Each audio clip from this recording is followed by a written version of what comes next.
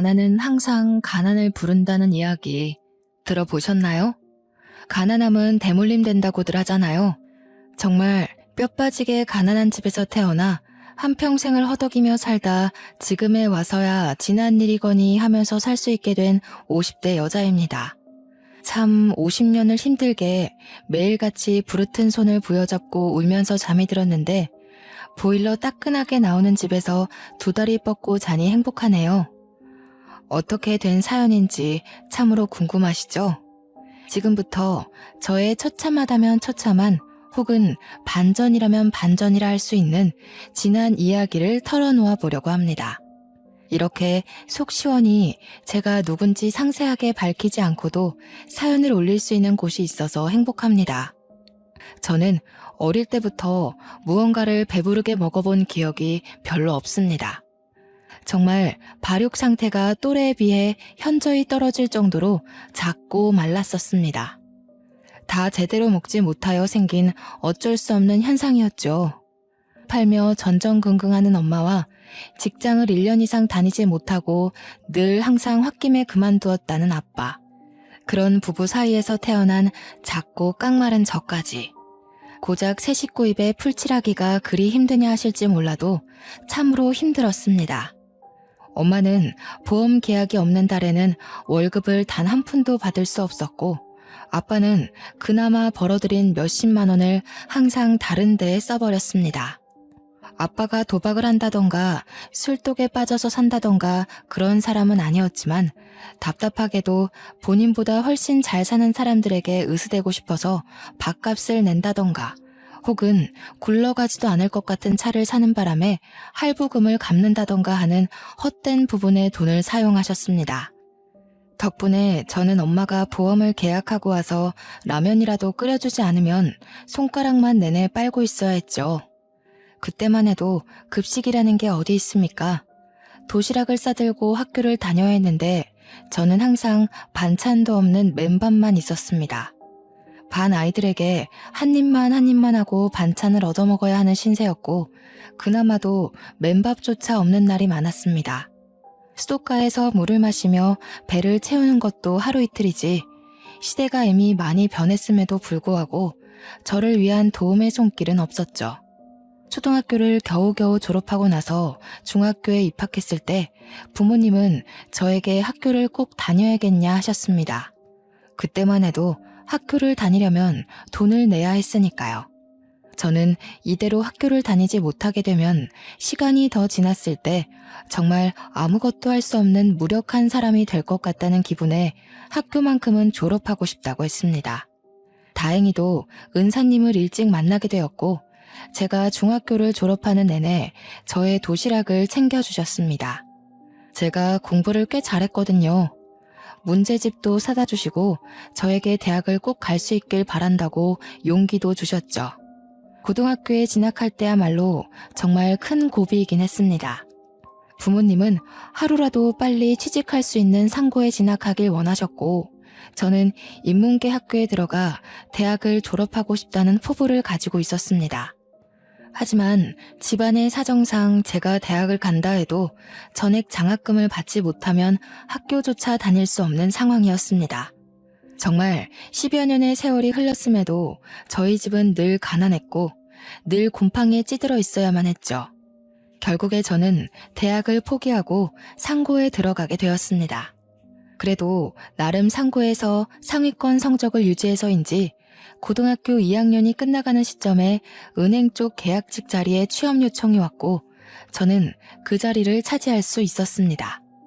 물론 은행에서 일하는 내내 대학을 나온 직원들 사이에서 고등학교 졸업도 채 못한 제가 얼마나 길을 펴고 일을 할 수 있었겠습니까?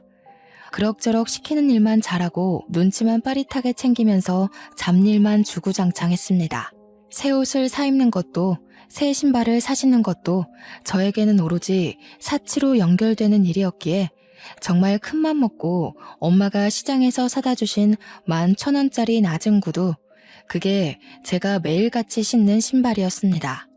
그리고 세탁소에서 가끔 맡겨두고 이사가서 분실물 취급이 되어버린 옷들을 저에게 주셨었거든요. 그 맞지도 않는 옷들을 우겨넣고 제 옷인 마냥 출근을 해야 했습니다. 저에게 새로운 정장을 사는 건 정말 꿈에도 상상 못할 일이었거든요. 분명 엄마는 보험 일을 하시고 회사를 계속 때려치우시던 아빠도 대리운전 일을 하면서 간간히 돈을 벌어오는 게 틀림없는데 왜 우리 집 살림은 나아지지 않을까 슬펐습니다. 제가 19살에 고생해서 번 첫 월급을 어디다가 썼는지 궁금하시진 않나요? 첫 월급은 부모님의 내복을 사는 거라 했지만 우리 부모님에게 내복을 사줘봐야 돈으로 가져오란 소리만 할 것 같아서 저는 제 용돈 2만 원을 빼고 전부 엄마를 드렸습니다. 제 월급 봉투를 보고 나서야 웃으면서 고생했다고 말하는 엄마. 얼마나 제가 은행에서 구박대기 취급을 받는지는 모르면서 월급 봉투에만 관심 있는 엄마. 저는 정말 속이 상할 대로 상해버렸지만 그래도 우리 집 형편이 힘드니까 그래서 엄마도 웃음을 잃어가는 거야. 그렇게 생각했습니다. 엄마와 아빠를 보면서 저는 절대로 저희 아이에게는 가난을 대물림해주지 않을 거라 굳게 다짐했습니다. 자식들이 눈치를 보면서 사는 건 원치 않는 일이었거든요. 그렇게 1년 동안의 계약직 업무가 끝나고 은행 측에서는 저를 잘랐습니다. 한번 써봤는데 그 정도 일은 직원들끼리 돌아가면서 해도 될 것 같다는 이유에서였죠. 하루아침에 학생 신분으로 돌아오게 되었지만 곧 졸업을 앞두고 있었기에 저는 빠르게 취직을 해야만 했습니다. 당장 제 월급에 기대어 살고 있는 부모님을 생각하면 적게나마 돈을 벌어야 했거든요. 하지만 그러면서도 제 마음속에서 일렁이는 반항심은 내가 왜 돈을 벌어야 하는데? 하는 의문을 만들었습니다. 저는 졸업할 때까지만이라도 학생의 신분으로 친구들과 놀고 싶다는 생각을 했고 계약직 자리에서 잘린 것을 부모님께 이야기하지 않았어요. 당연히 월급 봉투를 들고 와야 하는 날 제가 빈손으로 터덜터덜 들어가니 집이 난리가 났습니다. 저는 그때 처음으로 부모님께 반항이라는 걸 해봤던 것 같습니다. 도대체 왜 내가 이 집안의 가장 노릇을 해야 하는 거냐고 소리를 막 질렀죠.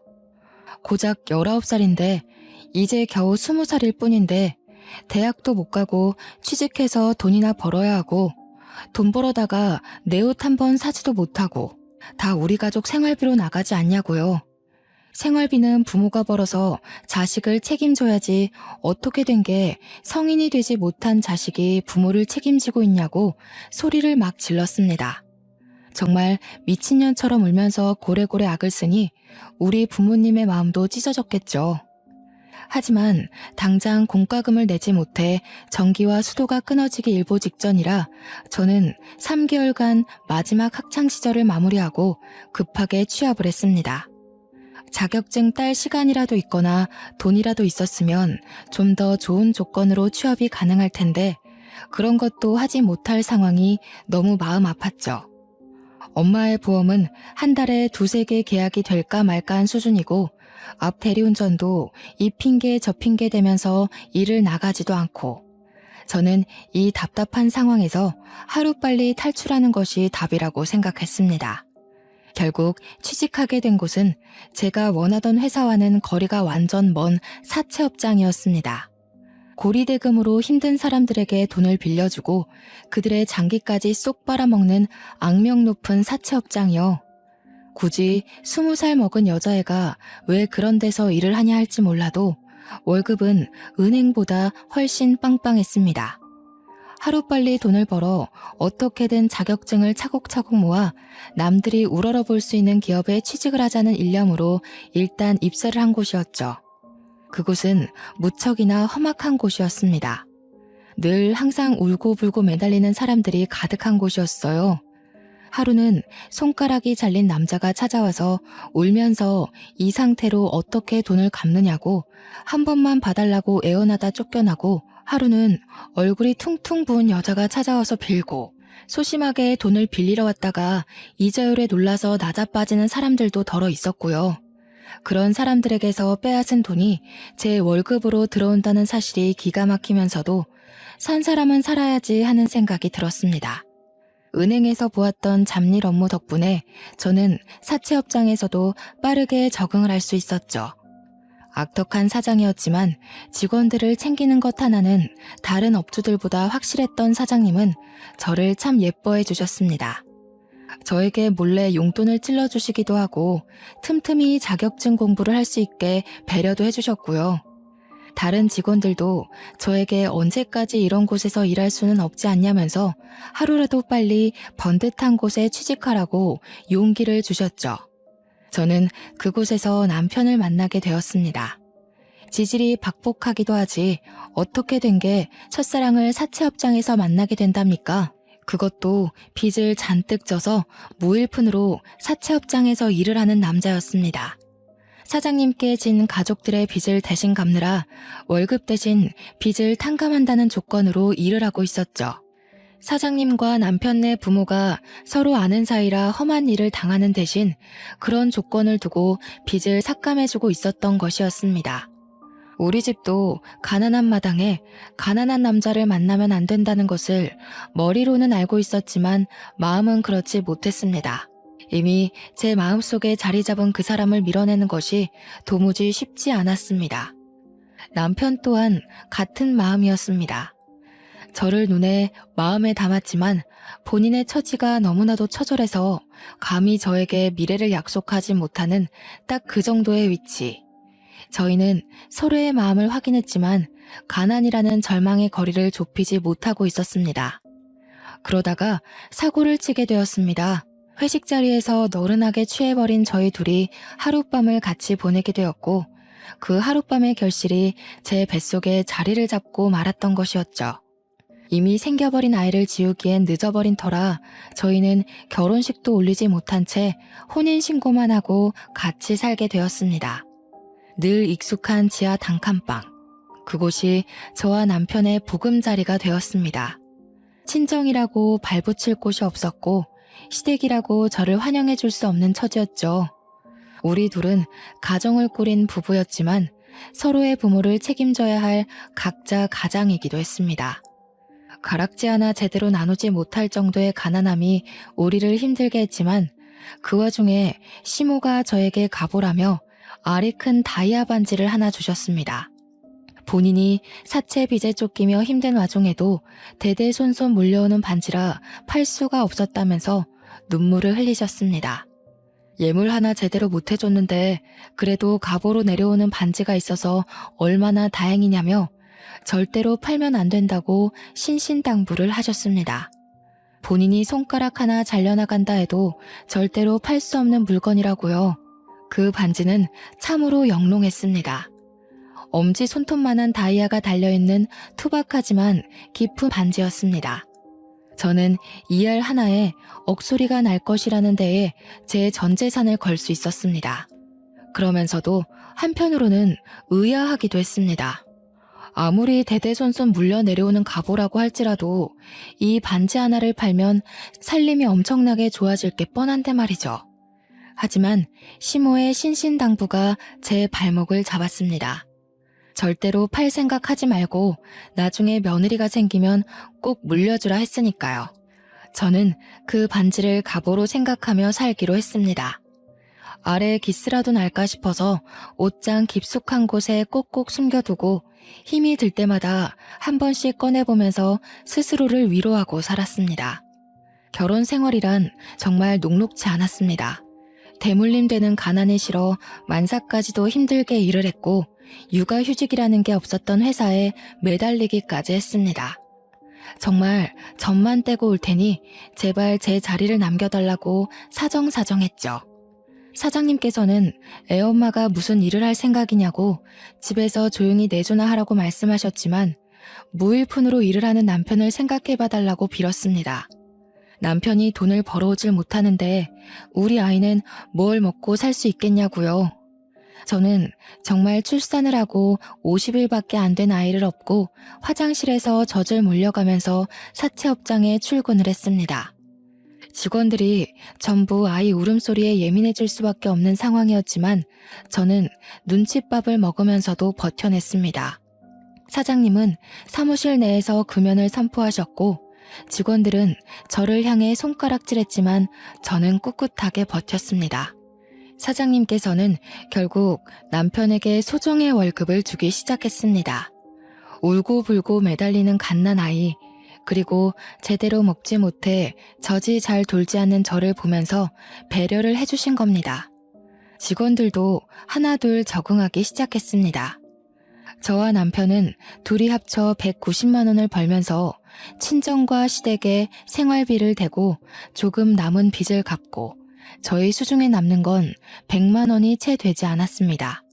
그걸로 지하 단칸방 월세를 내고 공과금이며 적금 10만 원을 들고 나면 반찬도 제대로 사 먹지 못할 지경이었죠.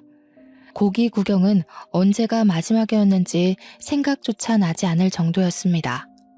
오죽하면 사장님께서 회식 자리에서 꼬박꼬박 고기를 챙겨주시다 못해 집에 가져가라고 싸주시기까지 했어요. 남편에게는 동생이 2명이나 있었습니다. 남동생은 술독에 빠져 정신 못 차리고 사는 놈이었는데 술만 곱게 먹는 것이 아니라 꼭 사고를 치고 다녔습니다. 여동생은 은둔형 외톨이라 방에 틀어박혀서 내내 컴퓨터만 보고 앉아있다고 집 밖으로는 잘 안 나온다고 했습니다. 같은 배에서 나온 남매들임에도 불구하고 서로 너무 다른 모습이라 외동인 저는 조금 신기할 뿐이었습니다. 시댁에 가더라도 신우는 방에서 나오지 않아 볼 수가 없었고요. 도련님은 술을 마시러 나간 건지 늘 집에 없었습니다. 그렇게 시간이 더 흐르고 아이가 6개월쯤 되었을 무렵 사장님께서 저한테 슬며시 물어보시더라고요.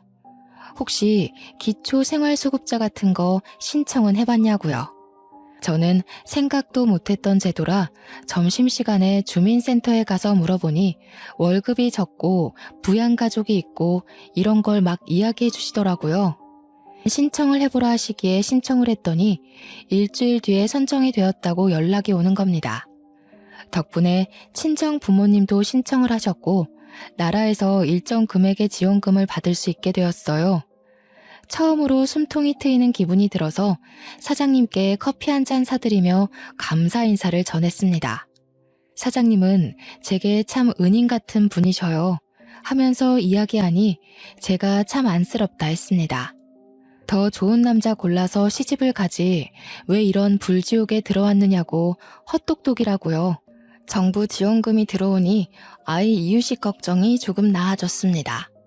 아주 작은 양의 소고기도 넣고 이유식을 만들어줄 수 있었고요. 시댁에서 가지고 있던 빚들도 이리저리 알아보니 개인 파산 처리가 되면 빚을 갚지 않아도 되는 제도가 있더라고요. 제 나이 이제 겨우 24살이었지만 세상 모든 풍파를 다 겪은 사람처럼 속속들이 알게 되더라고요. 다른 친구들은 이제 막 대학을 졸업해서 취직을 준비하고 있을 텐데 저는 벌써 아이까지 있으니까요. 시댁은 개인 파산 처리도 완벽하게 되었고 남편은 더 이상 빚을 갚아도 되지 않게 되었습니다. 사장님은 바로 남편에게 여기 말고 돈을 더 많이 주는 일자리를 찾아가라며 일용직 노가다 일을 소개시켜 주었습니다. 매일같이 일을 하면 지금 사채업장에서 버는 돈의 1.5배를 더 벌 수 있다고 했습니다. 남편은 누구보다 열심히 몸으로 뛰어 일을 했고 월급이 늘어나니 생활이 더 넉넉해지기 시작했습니다. 저는 늘 옷을 기워 입고 구멍난 양말을 숨겨가며 신었는데 밑창이 다 닳아 비가 새는 신발을 신고 걸어 다녔고요. 우리 아이에게는 그런 가난함을 겪게 하고 싶지 않았습니다. 그래서 새 옷도 사주고 아이를 위한 지원을 아끼지 않았습니다. 적어도 이전처럼 배를 골아야 하는 일은 없었습니다. 그것만으로도 저는 세상을 다 가진 듯한 기분이 들었습니다. 하루하루가 행복해지기 시작했어요. 그런데 그 행복도 아주 잠시였습니다. 뼈 빠지게 일하면서 아이를 보살피고 돈을 차곡차곡 모아가는 시점에 도련님이 사고를 친 것입니다. 술을 진탕 마시고 싸움이 났는데 글쎄 상대방의 안면을 여러 번 가격해서 크게 다치게 만든 것입니다. 그래서 합의금으로 1,000만 원을 물어줘야 하는 상황이 생긴 거예요. 남편이 완전 사색이 된 얼굴로 저에게 모아둔 돈이 좀 있냐며 물어보는데 제 눈앞이 캄캄해지는 기분이었습니다. 그 돈을 왜 저희한테 이야기를 하는지 이해를 할 수가 없었거든요. 그날 저녁 시부모가 저를 찾아와서 죽는 소리를 내더군요. 우리가 개인 파산을 하는 바람에 그 어디에서도 돈을 빌릴 수가 없어. 사채업을 다시 사용하자니 그동안 힘들었던 게 기억이 나서 다짜고짜 돈을 빌릴 수도 없고 너네 모은 돈이 조금 있다는 이야기를 들었다. 그거라도 내주지 않겠니? 울면서 매달리는 시모에게 딱 잘라서 안 된다고 이야기를 할 수가 없었습니다. 시모는 저에게 계속해서 다이아 반지 이야기를 해댔거든요. 그 다이아 반지만 팔았어도 이런 일로 저에게 와서 하소연을 할 일이 없었을 거라고. 하지만 며느리에게 대대로 물려주는 반지이기 때문에 팔 수가 없으니까 자기가 아무것도 해줄 수 있는 게 없다면서 저에게 죄책감을 들게 했습니다. 결국에는 10만 원씩 모았던 적금을 깨고 남편과 한동안 허리띠를 졸라매기로 약속을 한 뒤 돈을 해주었습니다. 조금 부족한 돈은 어쩔 수 없이 사장님께 빌리고 말았죠. 사장님은 저에게 꼭 돈을 빌려서까지 갚아주어야 하는 거냐면서 그 집안은 한 번 그러면 두 번, 세 번 요구할 거라고 저를 걱정하셨습니다. 하지만 이미 가족이라는 끈으로 묶인 처지에 제가 어찌할 방법이 없었습니다. 어린 나이라 차마 그때는 연을 끊어내야 한다는 걸 상상도 못했던 거였죠. 다행인 건 저희 친정은 그럭저럭 정부의 도움을 받아서 먹고 살 만큼의 형편이 된다는 것이었습니다. 그렇게 사장님께 원금과 이자를 갚아가며 한동안 또 조용하게 지냈습니다. 아이는 무럭무럭 크고 점점 아이에게 들어가는 돈이 늘어나게 되었지만 저희 형편은 그대로였죠. 그래도 기초생활수급자라고 아이 육아 지원도 나오고 했기에 어떻게든 하루하루를 버틸 수 있게 되었습니다. 단 한 가지 아쉬운 건 제가 일을 하고 있었기에 아이와 함께 놀아주는 시간이 터무니없이 부족했다는 것이었죠. 그나마 정부의 지원으로 어린이집도 보낼 수 있어서 다행이긴 했지만 그래도 아이가 저와 너무 오래 떨어져 있으니 마음이 아팠습니다. 주말에 아이를 데리고 유원지라도 놀러 가고 싶은데 그게 모조리 다 돈이잖아요. 그 입장권 하나 사는 것도 손이 떨리는데 어찌 아이와 함께 놀러 다닐 수 있겠습니까? 우리 아이가 5살이 될 때까지도 저는 가난에 허덕이며 살았습니다. 유치원이라는 곳이 아이들을 위한 교육기관 같아도 실상은 엄마들끼리 친목을 다지게 되는 대화의 장이더군요. 저는 그때까지도 휴대폰은커녕 집 전화기도 없었기에 다른 엄마들과 연락을 할 수 없었죠. 그러다 보니 은근히 우리 아이만 왕따처럼 단체 생활에서 자꾸 빠지게 되는 거예요. 다들 유치원 일과가 끝나고 놀이터에 가서 놀거나 주말에 공원을 놀러 가기로 약속을 한다는데 저희는 그런 연락을 받지 못했으니까요. 아이들끼리도 친목을 다지고 엄마들끼리도 서로 친하게 지내고 하니 그 사이에 끼지 못한 저와 아들만 덩그러니 남겨졌죠. 오죽하면 유치원에서 스승의 날 선물을 할 때도 저와 저희 아이만 아무것도 준비하지 못했었습니다. 마음이 너무 불편하고 속상했지만 사람이 다 처지 따라가는 것 아니겠어요?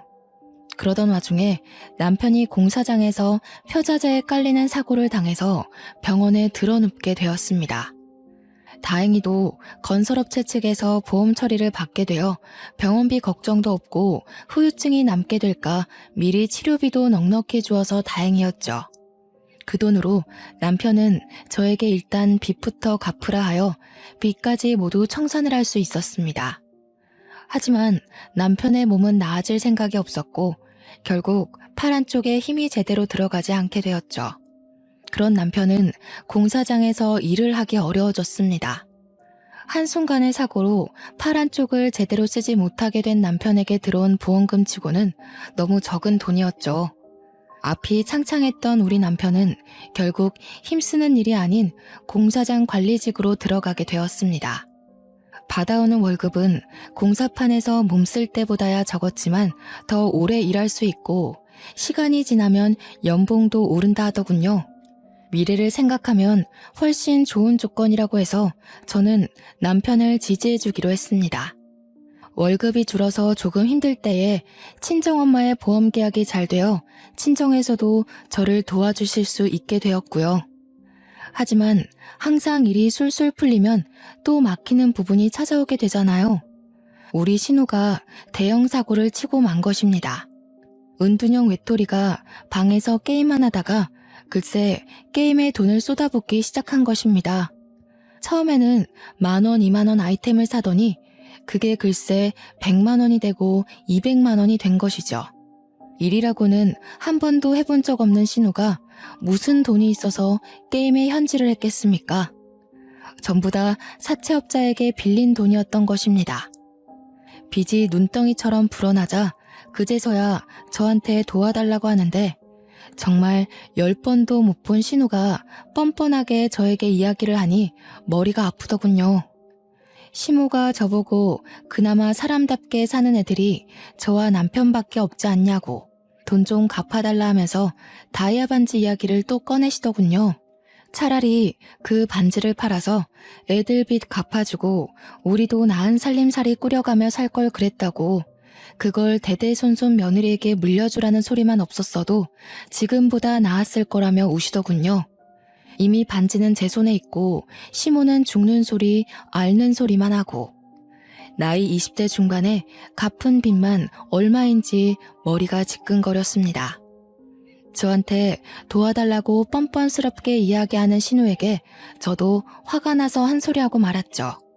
신우, 우리 얼굴 마주보고 대화한 게 10번도 안 되는 거 알아요?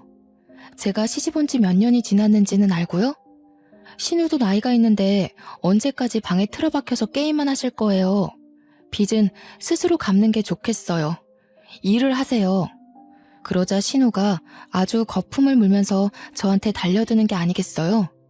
저는 신우의 달려드는 손을 요리조리 피해가면서 소리쳤어요. 도련님 빚 갚아준 걸로 모자라서 고작 게임하다가 쓴 사채 빚까지 제가 떠안을 필요가 있냐고요. 신우 사지도 멀쩡한데 스스로 일해서 갚아라. 돈의 무서움을 알아야 한다고 제 할 말을 다 했습니다. 그런데 신우의 입에서 나오는 말이 너무나도 충격적이었어요. 내가 왜 밖에서 일도 못하고 사지 멀쩡한데 방에서만 가만히 지내는 줄 알고서 나는 소리야? 이게 다 큰오빠 때문이야. 큰오빠 때문에 내가 대인기피증에 걸려서 방에만 틀어박혀 있는 거라고. 이야기인 즉슨 제 남편이 신우가 어릴 때부터 엄청 괴롭히고 구박을 했다고 하더라고요. 근데 남매 사이에 사이가 좋았던 시기도 있고 나빴던 시기도 있을 수 있잖아요? 도련님도 보니까 신우 구박 엄청 하는 것 같던데 제 남편만 물고 늘어지는 걸 이해할 수 없었죠. 그리고 그게 다 언제적 이야기인데 아직까지도 방에 틀어박혀서 지낸단 말입니까? 제 표정이 점점 굳어가고 제가 이해를 못하겠다는 한숨을 쉬자 신우는 속에 숨겨두었던 이야기를 했어요. 알고 보니 신우가 중학교를 다니던 시절에 반에서 좀 잘 나가는 일진 친구가 제 남편을 짝사랑하고 있었다는 거예요. 그래서 신우한테 너네 오빠랑 잘 될 수 있게 도와달라고 했는데 제 남편이 날라리는 싫다고 대놓고 거절을 해버린 거죠. 그것도 용기 내서 고백한 일진 앞에서 날라리는 싫다고 했으니 주위 애들 사이에서도 좀 소문나고 놀림거리가 된 거죠. 그래서 그 일진이 그때부터 신우를 왕따시키면서 괴롭히기 시작한 거예요. 근데 그 왕따시킨 행동들이 대인기피증이 올 만큼 심각했던 거죠. 신우가 화장실 가면 물을 뿌리고 책상을 복도 밖으로 던져놓고 교과서를 찍고 때리는 건 기본이었더라고요. 신우가 울면서 저한테 이야기를 하는데 저도 눈물이 핑 돌 것 같았어요. 결국 그 사실이 남편에게까지 들어갔고 늘 대인기피증에 걸려 방 안에만 있었던 신우가 마음에 걸렸던 남편은 저를 설득하기 시작했습니다. 그래도 우리 살림이 점점 나아지고 있으니 신우를 한 번만 도와주자고요. 저는 반대했죠. 우리 아이가 이제 초등학교에 들어가면 돈 드는 게 한두 푼이 아닐 텐데 언제까지 시댁 식구들 도와주며 살 거냐고요. 당신 월급도 줄었고 나도 언제까지 이 업장에서 버틸 수 있을지 모른다고. 우리 아이 친구들이 엄마가 사채업장 다닌다고 놀리면 어떡할 거냐고 했어요. 하지만 남편은 끝까지 저를 설득했고 시모의 다이아 반지 타령에 마음이 기울어가는 건 어쩔 수 없었습니다. 제 얼굴이 근심이 가득하자 사장님께서 저에게 무슨 고민이 있는지 물어보셨습니다. 결국 소주 한 잔에 모든 걸 털어놓게 되었죠. 도련님이 사고 쳐서 돈 빌려간 것도 모자라 신우까지 사고를 쳐서 갚아주게 생겼다고요. 시댁에서는 다이아 반지 타령하면서 저에게 자꾸 짐을 지우는데 이 반지 확 그냥 팔고 싶다고 했더니 사장님이 저한테 그 반지 좀 보여줄 수 있겠네요. 왜 그러시냐 하니까 그거 담보로 이자 없이 돈을 빌려주시겠다는 거예요. 사장님께서 자기 못 믿냐면서 멀쩡하게 보관하고 있다가 원금 갚으면 그대로 돌려주겠다고 했습니다. 날마다 전화와서 저에게 한 번만 더 대출을 받아달라고 말하는 시댁 식구에게도 지쳤고 저는 냉큼 알겠다고 했어요. 벌써 8년째 알고 지내는 가족 같은 사장님인데 저에게 사기를 치진 않겠지 하고 생각한 거죠. 그래서 다음날 반지를 가져가 사장님께 3천만 원을 빌려달라고 했습니다. 그런데 사장님이 동네 금은방 사장님과 같이 오신 거예요. 그 반지가 진짜인지 아닌지 확인해봐야겠다고 하셨거든요. 저는 솔직히 좀 찜찜하긴 했지만 사장님께서 확인하셔야겠다고 하니까 그러려니 했죠. 근데 금은방 사장님께서 저한테 이게 진짜 다이아라고? 하시면서 사기당했네 하시고 껄껄 웃으시는 겁니다. 사기라뇨. 대대손손 며느리들에게 물려주는 다이아 반지라고 하셨는데요. 아이고 아가씨 순진하네. 다이아가 이렇게 유리알 같은 색을 내기가 쉬운 줄 아나. 그리고 이 정도 크기면 억 단위나 나가야 하는데 이런 알 구하기 쉽지 않어. 이거 가짜야. 저는 뒤통수를 세게 얻어맞은 듯한 느낌이 들었습니다. 10만 원도 안 하는 큐빅을 가지고 진짜 다이아라고 사기를 쳤다니. 제가 얼마나 억울하겠어요. 그깟 큐빅으로 저에게 뜯어낸 돈이 얼만데 눈물이 줄줄 흘러나오더라고요. 오죽하면 사장님께서 원래대로 반지 맡기고 원금만 갚는 걸로 하자며 3천만 원을 이체해 주셨습니다. 저는 죄송해서 그 돈을 받아서 시댁에 보내야 한다는 생각도 못하고 있었죠. 그날 저녁에서야 남편이 돈은 빌렸냐고 물어보기에 정신이 번뜩 들었습니다. 그리고 남편에게 물어보았죠. 당신도 이 반지가 가짜인 거 알고 있었어? 고작 10만 원짜리 큐빅으로 대대손손 물려오는 반지라며. 나한테 어머님이 사기친 거 알고 있었냐고. 그러자 남편이 입을 꾹 다물더군요. 그 뜻이 무엇이겠어요? 긍정의 의미라고 해석해도 문제가 없었죠.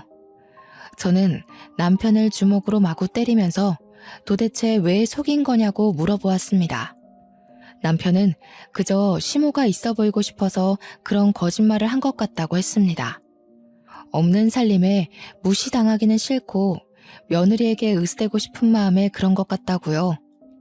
저는 다음날 결국 시댁을 찾아가 시모에게 반지 이야기를 했습니다. 말하면서도 속았다는 게 너무 분하고 쪽팔리기까지 해서 눈물을 줄줄 흘려대며 소리를 막 쳤어요. 이거 다 가짜라면서요. 그 반지 다이아가 아니라 큐빅이라고 하더라고요. 그걸 속인 것도 모자라서 계속 다이아 운운하며 저한테서 돈을 뜯어가신 거예요? 아니, 또 그걸 진짜인지 가짜인지 확인해봤단 말이야? 너 그거 팔려고 알아본 거지? 내가 절대로 팔면 안 되는 거라고 했는데 어쩜 그런 행동을. 그깟 큐빅 가지고 신우이랑 도련님 빚 갚아달라고 당당하게 요구하시고 생활비까지 받아가신 거예요? 저는 더 이상 이 집구석에 돈 못 들여요. 그러니까 앞으로는 알아서 사세요. 저를 붙잡으러 달려나오는 시모를 뿌리치고 집으로 돌아왔습니다. 이미 신우빚을 갚아주기 위해 빌린 돈을 마지막으로 시댁에는 절대로 지원하지 않기로 남편과 약속을 했습니다. 남편이 신우에게 마음의 짐을 가지고 있었기에 빌려주는 것이라고 신우에게도 신신당부를 했어요. 다음에도 또 이런 일이 생긴다면 그때는 신우가 알아서 일해서 갚으라고 했죠. 신우는 끝까지 다 오빠 때문에 생긴 일이라며 남편을 탓했지만 저는 그냥 넘어가지 않았습니다. 신우, 이게 마지막 기회라고 생각해요. 집구석에서 얌전히 숨만 내쉬며 살던가 아니면 일을 해서 돈을 벌어 쓰세요. 시무도 저에게 끝까지 진짜인 줄 알고 살았으면 평생 행복한 마음을 가지며 살 수 있지 않았겠냐며 오히려 제 탓을 했어요. 정성이 중요한 거 아니냐 변명을 해대길래 저는 시모에게 그런 거짓말에 속아 돈을 여태 몇 천만 원을 해드린 건지 알고는 있냐고 대답했고요. 그 돈 저에게 돌려주시고 갚을 생각 아니면 앞으로 반지 이야기하지 마시라 했습니다. 남편이 공사장 내근직으로 일을 해도 여기서 빚 갚고 저기 빚 갚고 너무나도 힘들었습니다. 아무리 원금만 갚는다 하더라도 3천만 원이라는 돈을 어느 세월에 갚아야 하나 정말 힘들었어요. 그러던 와중에 사장님께서 저에게 전라남도에 있는 시골에 좋은 자리가 있는데 이사를 갈 생각이 있냐고 물어보셨습니다. 어느 자리인가 하니 비슷한 사채업장인데 여기와 달리 번듯하게 간판도 달고 하는 업체라면서 직원 월급도 2배나 더 준다고 하더라고요. 거기다가 숙식도 해결할 수 있게 작은 마당이 딸린 사택까지 빌려주신다 했다는 게 아니겠어요? 그래서 저는 당장이라도 가고 싶은 마음이 들었습니다. 이런 척박한 반지하에서 곰팡이 냄새 맡으며 사는 것보다 시골에 내려가서 햇빛 보고 살고 싶었거든요. 초등학교에 입학할 아이에게도 훨씬 좋은 조건이라 생각이 들었고요. 저는 남편에게 퇴근하자마자 달려가 이야기를 했습니다. 그래서 사장님이 그런 자리가 났는데 갈 생각이 있냐고 하셨어. 월급도 글쎄 2배나 되고 집도 빌려준대. 당신도 그쪽에서 할 일 찾으면 자리 하나 없겠어? 나이도 이제 먹을 만큼 먹었잖아. 30이나 먹어놓고 왜 아직까지 생각이 이리 짧아? 우리가 시골에 내려가면 우리 부모는 누가 챙기고 동생들은 누가 책임을 져? 저는 그 말에 할 말을 잃은 사람처럼 남편을 바라볼 수밖에 없었습니다. 당장 우리 애기부터 책임을 져도 모자랄 판에 지 가족들이 우선이라고 하니 정말 정남이가 뚝뚝 떨어지더군요. 여기서 사는 것보다 훨씬 여유 있고 행복할 것이 틀림없다고 다 내려놓고 내려가서 행복하게 우리끼리 살자고 했지만 남편은 시부모 타령을 하며 거절했어요. 그렇게 냉전이 이어지고 있는 와중에 도련님이 다시 한번 사고를 치고 말았습니다. 도련님이 시부모의 탈탈거리는 차를 끌고 음주운전을 하다가 사람을 치고 말았던 겁니다. 거기다가 현장에서 도망을 가려다가 시민들의 도움으로 잡혔어요. 그러면서 저에게 합의금을 마련해야 하는데 대출을 좀 받아달라고 하는 게 아니겠어요? 그러면서 시부가 이왕 대출 받는 거 한 2천만 원 더 받아서 차도 좀 바꿔달라고 하는 겁니다. 저는 할 말이 없어서 남편만 보고 있는데 남편이 차를 바꿀 때가 되긴 했지 하는 거예요. 저도 모르게 제 마음속 깊이 숨겨두었던 본심이 나오고 말았습니다. 이혼하자.